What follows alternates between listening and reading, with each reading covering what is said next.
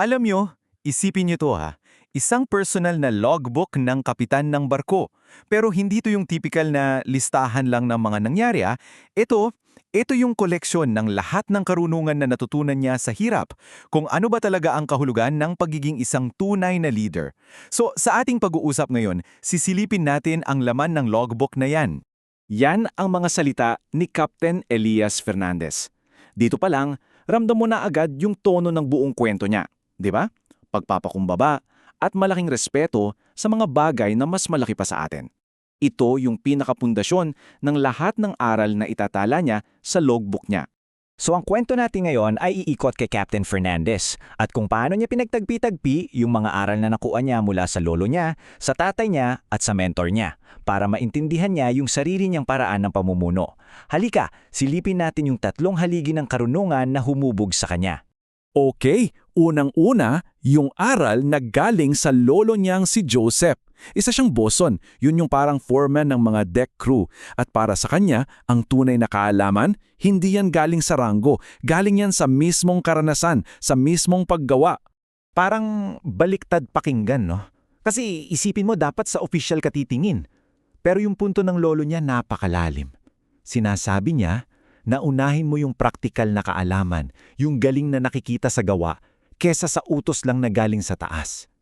Ito yung aral na nagpapaalala sa atin na yung totoong karunungan madalas nasa mga taong may kalyo na ang kamay. At dito makikita yung malaking pagkakaiba. Hindi lang ito tungkol sa simpleng pagtingin Ang isang magaling na boson, kapag tiningnan niya yung tali, nababasa niya yung kwento nito. Saan to ginamit, gaano kabigat ang dinaanan, at kung pwede po bang pagkatiwalaan. Yan yung klase ng kaalaman na sobrang pinapahalagahan ng lolo niya. At dito, nagtatapos yung unang aral. Grabe no? Isang napakalakas na prinsipyo. Ang tiwala, hindi yan hinihingi. Nakikita yan. Napapatunayan sa gawa. Yung kakayahan mong gumawa, yun ang pundasyon ng tiwala. Okay, next. Punta naman tayo sa pangalawang aral. Ito, medyo mas personal. Kasi ito, natutunan niya mula sa sarili niyang ama, si Manuel. Ito'y tungkol sa pagpapanatili ng pagkatao sa gitna ng isang professional na kabiguan. Tingnan niyo tong career path niya. 11 taon siyang master, kapitan na. Pero pagkatapos nun, yung huling 12 taon ng karera niya, bumalik siya sa pagiging chief officer, isang posisyon na nalagpasan na niya. Isipin niyo yung bigat nun sa kahit sinong profesional. Ito yung tanong na bumabalot sa kwento ng tatay niya. At tanong din to para sa ating lahat, di ba? Anong gagawin mo kapag yung posisyon mo parang hindi na akma sa kakayahan at karanasan mo? Dito talaga nasusukat kung sino ka. At yung sagot niya, grabe, napakalalim. Imbes na magreklamo o malungkot, ang ginawa niya, ituno niya yung atensyon niya sa trabaong nasa harapan niya. Pinapakita lang nito na yung standard niya para sa sarili niya. Panloob, hindi yan nakadepende sa titulo. At ito, yung buod ng aral mula kay Manuel. Ang dignidad pala, hindi yan bigay ng mundo sa'yo. Desisyon yan. Pinipili mong dalhin, kahit ano pa ang sitwasyon. At para sa pangatlong guru sa buhay ni Elias, kilalanin natin si Captain Rodriguez, yung mentor niya. Siya yung nagturo sa kanya ng isang bagay na napakahirap, na ang pinakamabigat na parte ng pamumuno, hindi yung barko, kundi yung mga tao sa loob nito. Kasi magkaiba yan, di ba? Ang pamamahala sa crew, tungkol yan sa mga proseso, sa mga sistema. Pero yung pagbibigay pansin sa mga tao, tungkol yan sa pagkilala sa pagkatao nila. Ito yung pag-angat mula sa pagiging manager, papunta sa pagiging isang tunay na leader. Ito yung pinaka-pilosopiya ni Rodriguez. Yung human element, yung pakikipagkapwa-tao, ibang usapan yan.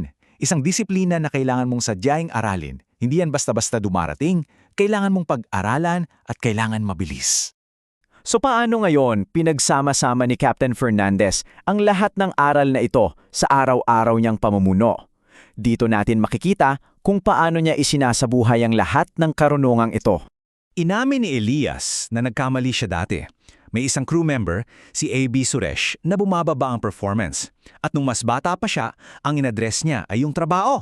Pero hindi niya napansin yung tao sa likod ng trabaho, yung personal na krisis na pinagdadaanan niya.